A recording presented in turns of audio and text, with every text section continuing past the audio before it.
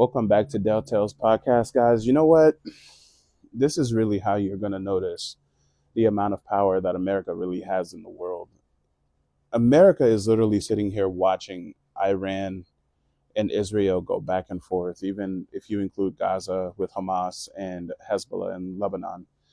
They're literally watching Israel and helping Israel intercept bombs that are being tossed over from Iran. And then they're sitting there telling Iran, I would not attack if I were you. Do not retaliate. Don't do anything to pay back.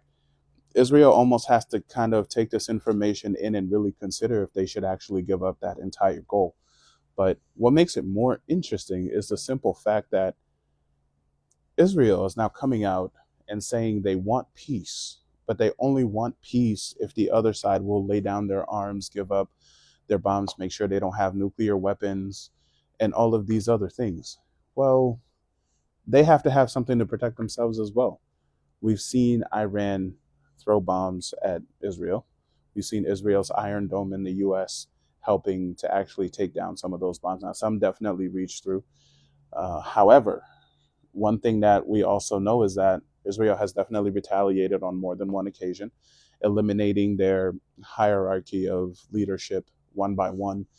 And at this certain point, October 7th passed recently. It's been a year, and I think things have only gotten worse, that nothing has actually gotten better, which is actually kind of sad to say, It honestly kind of sucks to say that, because I honestly thought by now Israel would have ended this war. They clearly have the more powerful armed force. They clearly have more technology to compete against Iran and things of that nature. And I honestly don't think Iran can truly compete with Israel directly. Israel just has too many allies, too much money, technology, military technology, missiles, whatever it may be, for Iran to compete with directly. So innocent people are losing their lives, but let's not be cynical about this. Innocent people in Israel, in their own homeland, are being displaced in the northern region by the border as well. So it's not like it's just happening to one side, but everyone is tired of this war. And I think if anyone wants to end this war, it's all in the hands of Israel. It almost seems like they are completely convinced that unless they completely annihilate the forces that Iran has, Hezbollah and Hamas, there can be no peace in the Middle East. And I don't think that's true. I think that's their objective, but I don't think that's true. Even Saudi Arabia, amongst other countries, have come out and said Israel should definitely end this war. But still, all we are seeing are bombings happening left and right. Innocent people are dying. And we really need the world to come together, especially the superpowers, and find a way to end this war. This war is just uncalled for.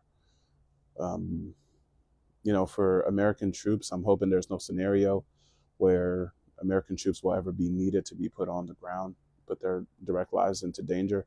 I know Israel, the IDF, definitely marched into Lebanon and made some raids there, made some raids happen and all of that stuff. But all in all, what we have learned from this war is it's a really one-sided war.